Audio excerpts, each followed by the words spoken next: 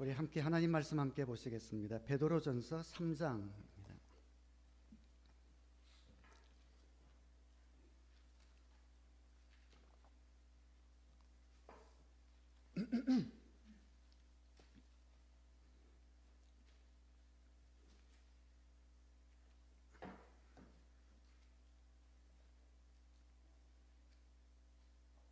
네, 3장 13절부터 16절까지 읽겠습니다.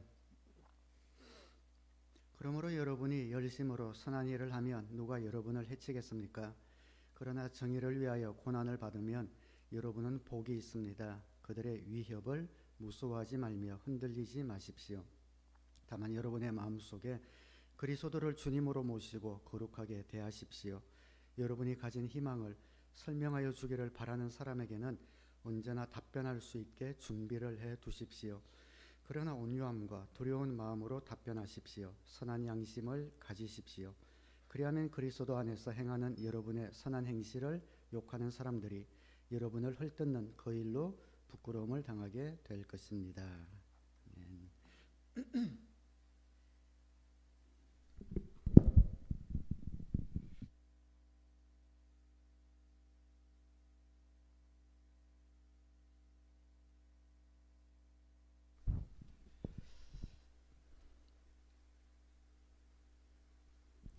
지난주 우리 오톨루 교회 이주희 목사님 모셔서 우리 가정교회 정말 현실적이고 구체적인 귀한 간증해 주셔서 큰 은혜 받았는데, 오늘 또 두 분 세미나 참석 소감 겸 간증도 큰 감동이 되어서 감사합니다.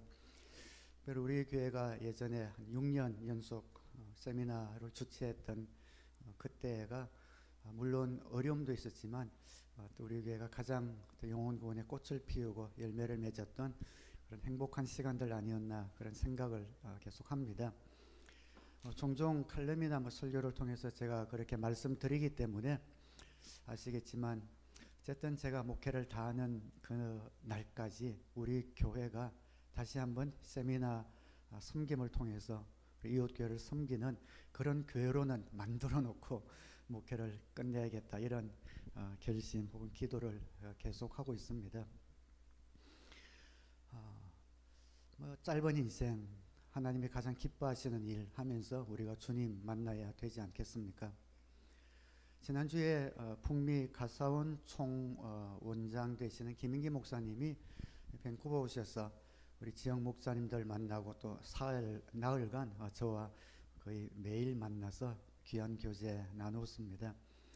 옆에서 한 말씀 한 말씀이 저에게 얼마나 큰 도전이 되고 또 격려가 되고 또 비전을 주시는 그런 말씀인지 모르겠습니다. 근데 저에게 그러신 거예요. 사랑의 교회 내년에 평지도 세미나 섬길 수 있도록 신청서를 저보고 작성하라는 거예요. 근데 사실 세미나 주최하려면 자격 요건이 굉장히 엄격합니다. 왜냐하면 다른 곳에서 가정교회를 배우러 와서 그분들이 가서 본을 보여야 되는 교회이기 때문에 아무에게나 그런 자격을 주진 않습니다. 근데 목장 숫자도 돼야 되고 또 1년에 침례 숫자도 전체 출석교인의 몇 %가 돼야 되고 한 까다로운 그런 조건들이 있는데 우리 아직 많이 모자랍니다. 특별히 가장 안 되는 것은 장소가 안 되잖아요. 예전에 있을 때는 교회였고 부엌이 있어서 가능했는데 여기서는 도저히 음식을 할 형편이 못 돼서 우리가 이걸 섬기려면 섬길 수 있는 대로 길게 보고 옮겨야겠다, 이런 생각도 하고 있는 중인데 지금은 도저히 할 형편이 안 돼요. 그래서 목사님께 이렇게 해서 저렇게 해서 안 됩니다 했더니 우선 믿음으로 하라는 거예요. 하고 또 교회를 어쨌든 그렇게 해야만 하지 계속 언제 하겠지 하면 안 된다라고 하시면서, 사실 평시도 세미나를 주최하기 원하는 교회들이 꽤 있습니다. 제가 아는 목사님도 몇 명 있는데 그분들이 김인기 목사님께 우리 교회도 세미나를 주최하겠습니다 했는데 김인기 목사님 다 거절했어요. 교회도 규모도 있고 상황도 괜찮은데 거절한 목사님을 몇 분 알고 있습니다. 이유는 한 가지, 가정교회 정신이 아직 좀 안 배어있다, 2% 부족하다, 그 마음에 걸린 거죠. 아무리 외부적인 조건이 있어도 그곳에 가정교회 섬김, 여긴 정말 목장과 가정교회다. 그게 있어야 되는데 그게 안 돼서 다 거절했다는 거예요. 우리 교회는 외부적인 조건은 많이 모자라는데 사랑의 교회는 누가 봐도 가정교회다. 그게 됐기 때문에 10명이 와도 좋으니 섬기라고 그렇게 말씀해 주셔서 어쨌든 그렇게 요청해 주신 데 대해서 얼마나 제가 감사하고 격려가 된지 몰라요. 아직 우리가 좀 힘이 없고 좀 다운됐지만 그럼에도 불구하고 목사님이 우리 교회의 그런 가정교회의 정신들을 보시고 기대를 갖고 계시는 것을 느낀 것만으로도 앞으로 우리 교회가 어떻게 나가야겠다라는 그런 결심이 섰던 그런 시간이었습니다. 이선미 자매님만 말씀하신 대로 정말 수년 내에 우리 가정교회 세미나를 다시 할 수 있는 그런 교회가 되기를 바라고 함께 기도했으면 좋겠습니다. 우리가 복음을 전하고 VIP를 섬기고 신앙생활을 하면서 항상 우리 가운데 있어야 될 두 가지, 균형을 맞춰야 되는 두 가지가 있습니다. 본문 말씀에는 온유와 두려움, 말씀을 전하면서 온유와 두려움으로 하라라고 말씀하시죠. 다른 말로 하면은 긴장감과 부드러움, 그 두 가지가 함께 있어야 합니다. 항상 신앙생활 하면서 어떤 텐션, 건강한 텐션이 필요합니다. 어떤 긴장감이, 건강한 긴장감이 필요합니다. 특별히 영혼 구원에 대해서는 언제나 우리가 긴박감을 놓치지 말아야 합니다. 예수님이 이렇게 말씀하셨습니다. 너희는 넉 달이 지나야 추수 때가 된다고 하지 않느냐. 요한복음 4장 35절. 그러나 나는 너희에게 말한다. 눈을 들어서 밭을 보아라. 이미 곡식이 익어서 거둘 때가 되었다. 긴박감이죠. 추수 때를 지나면 추수할 수 없고 곡식들은 다 썩어 버릴 겁니다. 때를 놓치면 안 된다. 그때는 모든 일꾼들이 한꺼번에 달려들어서 일을 해야 되는 그런 시기인 거죠. 영혼 구원도 우리가 이런 긴박감을 항상 가지고 있어야 합니다. 적당히 어떻게 되겠지? 몇 달을 두고 아무 때나 그럴 수 없다는 것이지요. 추수할 때가 있습니다. 그때 농부의 마음에 조급함과 긴박감이 있는 것처럼 우리의 마음도 긴박감을 가지고 나가야 합니다. 내일 일을 우리 알지 못합니다. 요즘 뉴스 보니까 우리 2년 전 이태원 참사로 159명이 죽었지요. 우리 젊은이들이 그냥 파티하러 갔다가 놀러 갔다가 그렇게 깔려 죽을 줄 누가 예상했겠습니까? 10년이 지났지만 세월호 우리 고등학생들을 비롯해서 304명이 배에 침몰해서 죽었지요. 20년이 지났지만 뉴욕의 9.11 사태, 그 시간까지만 해도 2001년 9월 11일 오전만 해도 그날 무슨 일이 생길지 2996명이 어떻게 알았겠습니까? 2996명이 사망하는 그런 사건이 있었지요. 우리가 편안하게 산다고 하지만 내일 일 알지 못하고 언제 우리에게 사고나 질병이 닥칠지 모릅니다. 언제 주님이 다시 오실지 모릅니다.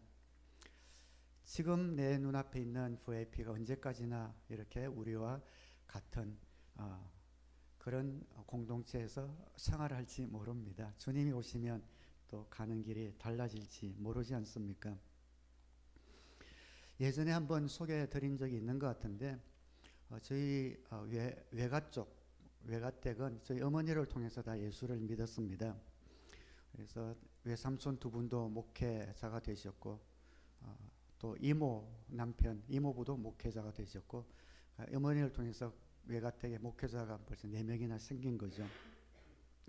근데 모든 외삼촌 또 이모들이 다 예수를 다 믿었는데 할머니도 믿으셨는데 외할아버지만 끝까지 안 믿으셨어요. 워낙 양반이 되셔서 정말 법 없이 살아도 된다 이렇게 그 마을에서 소문난 분이셨고 제가 봐도 야, 저렇게 점잖은 분이 계실까 싶은 분이세요. 그런데 너무 점잖게 스스로 도덕적으로 죄 안 짓고 살다 보니 예수 믿을 필요를 느끼지 못한 거죠. 계속 전도하는데도 들어가질 않고 계속 예수를 믿지 않으셨습니다. 근데 제가 중학교 때로 기억하는데 아버지가 개척교회를 하실 때 갑자기 어머니가 전화를 받더니 사색이 되셨어요. 그리고 막 짐을 챙겨서 아버지랑 떠나셨는데 외할아버지가 갑자기 돌아가셨다는 겁니다. 그래서 뭐 사색이 되셔서 가셨는데 갔다 오셔서 결론은 아직 안 돌아가셨어요. 근데 외할머니가 아들 딸들한테 다 전화 돌려가지고 돌아가셨다고 이야기를 하신 거예요. 빨리 전도를 해서 구원받아야 되는데 외할아버지가 언제 되겠지 되지, 자녀들이 목사도 있고 사모도 있고 이런데 너무 이제 방관하는 것 같으니까 충격요법을 쓰신 거죠. 죽었다 이래가지고 다 모인 거예요. 그래가지고 전부 마음에 큰 경각심을 갖고 그때부터 돌아가면서 방문해서 말씀을 전하고 전도해서 예수님을 믿고 돌아가셨습니다.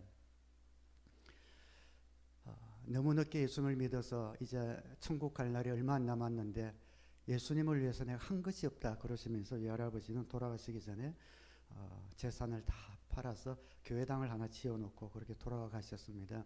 돌아가실 때 임종 때 옆에 하나님의 영광이 보입니까? 라고 물어봤을 때 할아버지가 우리가 죽을 때는 영안이 열리거든요. 천사들이 큰 마차를 타고 나를 데리러 오는구나 환히 웃으면서 임종을 하셨죠.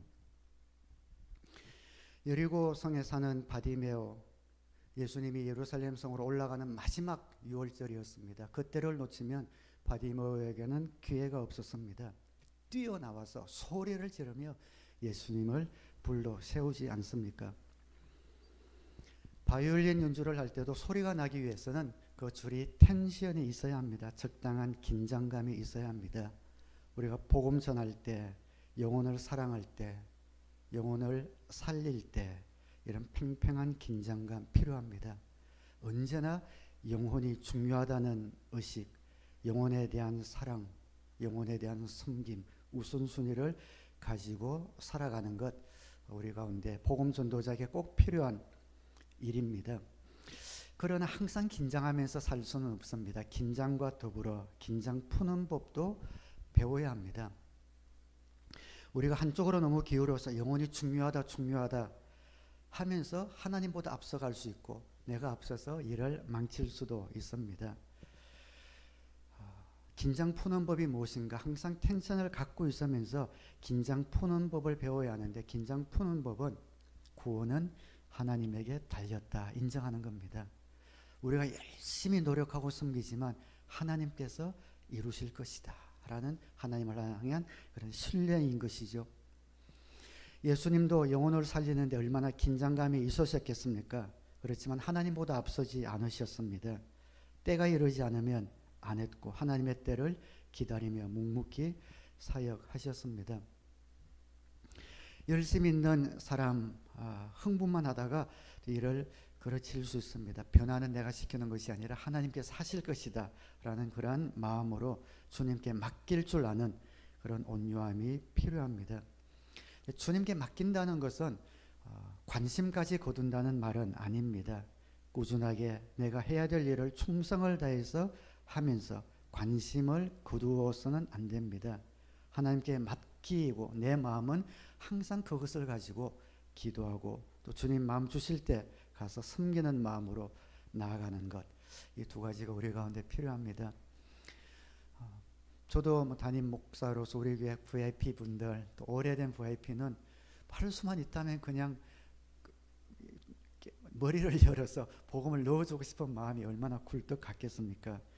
그러나 하나님의 때가 있으니 그때까지 기도하고 섬기면서 나아가는 것이죠. 항상 텐션을 가지고 있으면서 하나님께서 기도할 때 하나님의 때에 이루실 것이다. 나는 완벽하지 않지만 하나님은 완벽하시고, 나는 변화시킬 수 없지만 하나님은 변화시킬 수 있는 분이다라는 믿음을 가지고 온유함과 두려움으로 우리의 자리를 지켜나가는 겁니다. 복음은 무엇인가? 우리가 복음을 전하고 또 복음대로 살아갑니다.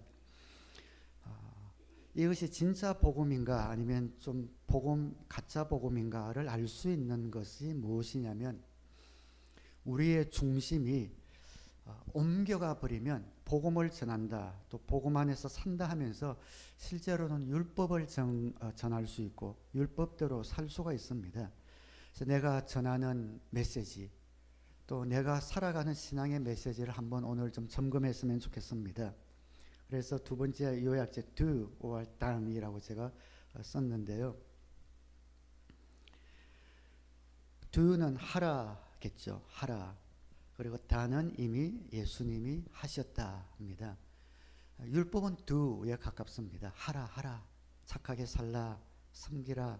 또 이렇게 하라에 어쨌든 모든 세상 종교는 하라예요. 선행을 해야 된다, 도를 닦아야 된다, 참아야 된다. 하라가 중점입니다. 세상 종교입니다. 그러나 기독교만은 단 예수님이 이미 하셨다, 예수님이 이미 이루셨다, 그게 중점을 두고 가는 겁니다. 나의 메시지가 자꾸만 하라 있으면은 난 혹시 율법적으로 기울지 모릅니다.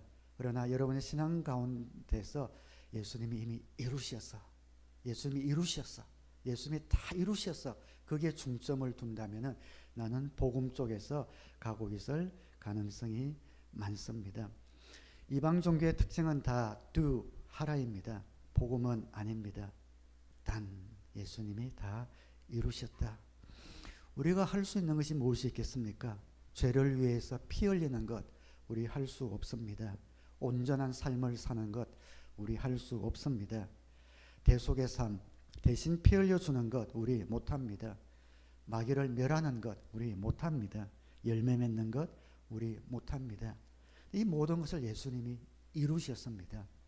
예수님이 이루신 것을 믿고 내 삶 가운데서 그것이 흘러나가도록 맡기는 삶, 이것이 복음적인 삶인 것이죠.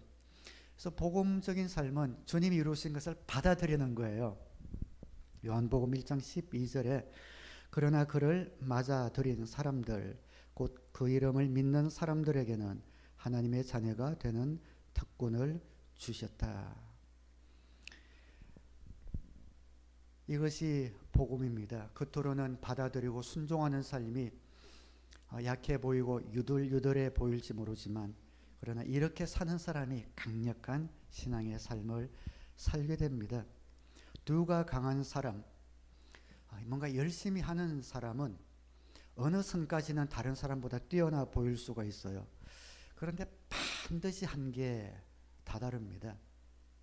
반드시 한계에 다다르는데 내 지혜의 한계에 다다르든지, 내 능력의 한계에 다다르든지, 내 건강의 한계에 다다르든지, 그래서 탈진해 버리는 경우를 자주 봅니다. 그러나 언제나 하나님이 예수 그리스도를 통해서 내 삶 가운데 행하신 그 일, 구원, 그 은혜를 꼭 붙들고 있는 사람은 오래 가요. 쉽게 흔들리지 않습니다. 넘어지더라도 내 안에 있는 그 힘으로 다시 일어납니다. 믿음으로 우리가 의롭게 되었다라는 말이 바로 그 의미입니다. 로마서 5장 1절에 그러므로 우리는 믿음으로 의롭다 하심을 받았으므로 우리 주 예수 그리스도로 말미암아 하나님과 더불어 평화를 누리고 있습니다. 우리는 예수님을 믿는다면 자꾸만 내 죄를 용서해 주신 예수님에서 끝나는 수가 많습니다. 내 죄를 용서해 주신 예수님. 그런데 성경은 구원을 이야기할 때 항상 두 가지를 같이 이야기하거든요. 우리를 죄에서 구속하여 주시고 의롭게 하신 하나님, 항상 이렇게 이야기해요. 우리를 의롭게 하셔서 하나님과 평화를 누리게 하셨다처럼 용서해 주셔서 우리를 죄에서 구원해 주셨을 뿐 아니라 죄에서 구원해 주셔서 앞으로 나갈 길이 있다는 것을 항상 말씀하셔요. 그것이 바로 의롭게 된 우리의 삶이라고 성경은 이야기하고 있습니다.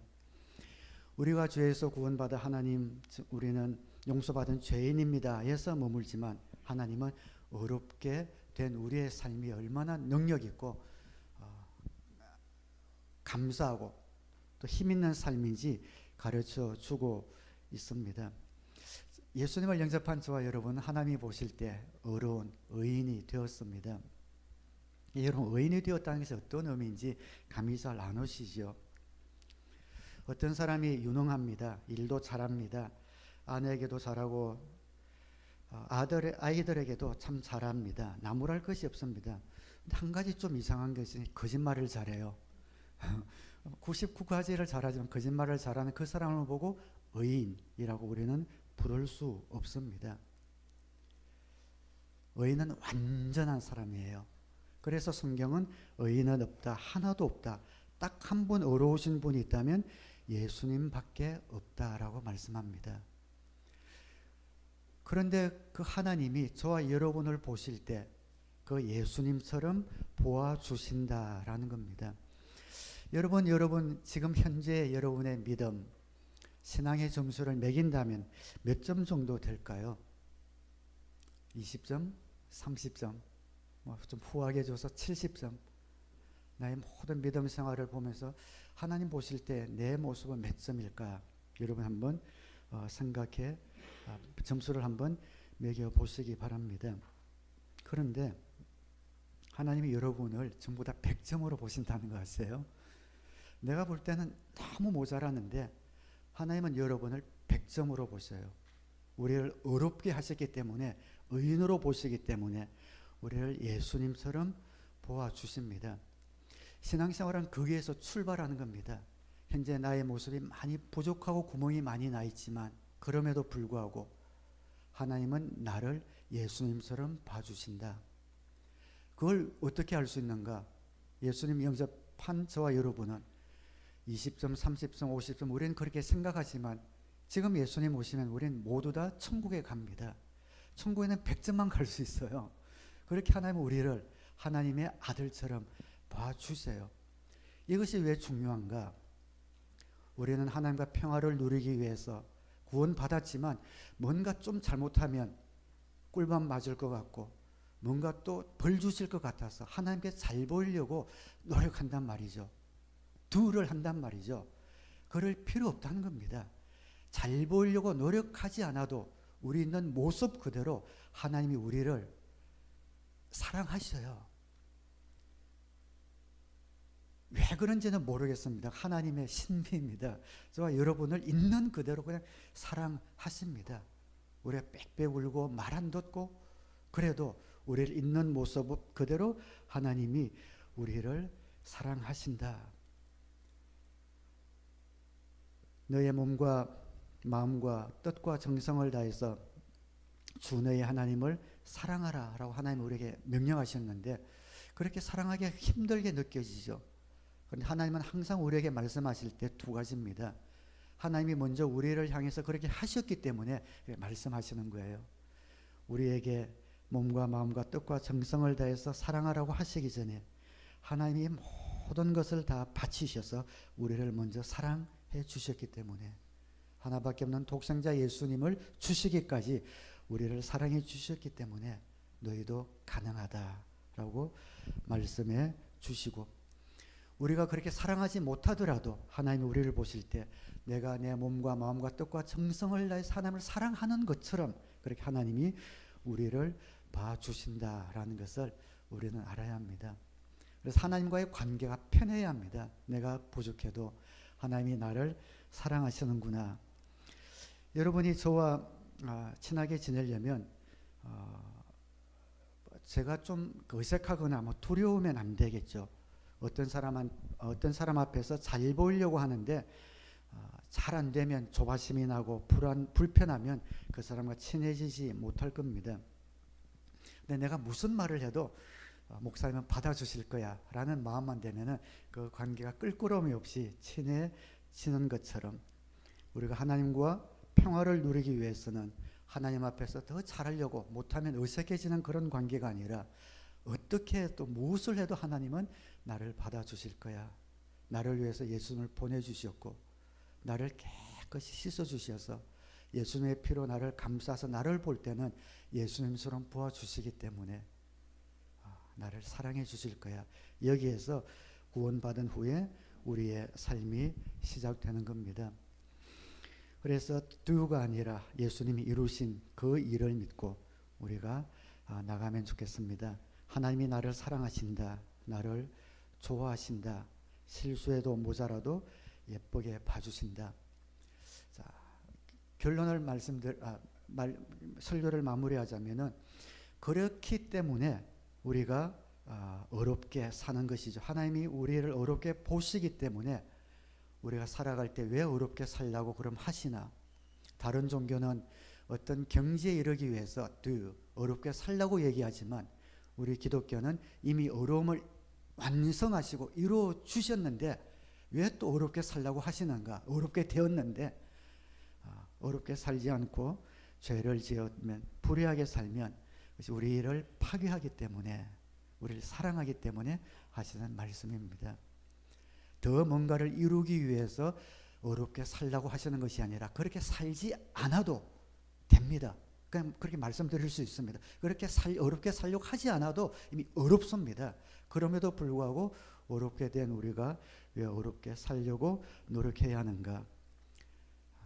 죄를 지으면 그 죄가 우리의 관계를 파괴하고 우리의 상처를 주기 때문에 하나님이 그것 보기 힘드셔서 어렵게 살아. 그래야 상처 안 받고 파괴되지 않고 행복하게 살 수 있어. 우리를 사랑하시기 때문에 그렇게 말씀하시는 것이다 라는 것 여러분 기억하셔서 내가 예수님을 닮아가고 변화되어지는 것은 하나님을 기쁘게 하려는 것이 아니라 오히려 우리 삶에서 자유를 누리기 위해서 하나님이 우리에게 주신 행복을 누리기 위해서라는 것 오늘 말씀을 통해서 다시 한번 새기셔서 현재 나의 모습이 약하고 부족하고 허물 많고 하나님 앞에서 면목 없고 그래서 하다가 힘이 들어서 좀 포기하고 그냥 있는 이 모습 그대로 하나님도 나한테 별 관심 없는 것 같고 나도 사랑 못 받는 것 같고 뭐 그래도 천국은 뭐 가지 않겠나라는 그런 마음으로 혹시 무기력하게 어제가 오늘 같고 오늘이 내일 같은 그런 삶을 살아가고 있다면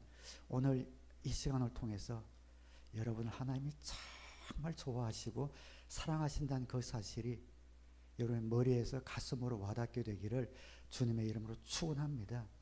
지금 있는 모습 그대로 좋아서 견딜 수 없을 만큼 하나님이 나를 사랑하신다라는 것을 여러분 아셔서 그 사랑에서 다시 한번 하나님을 향한 사랑의 첫 발걸음을 디딜 수 있게 되기를 주님의 이름으로 축원합니다.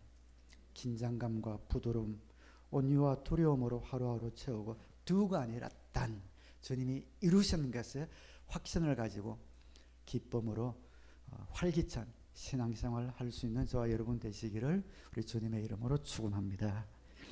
우리 기도하겠습니다.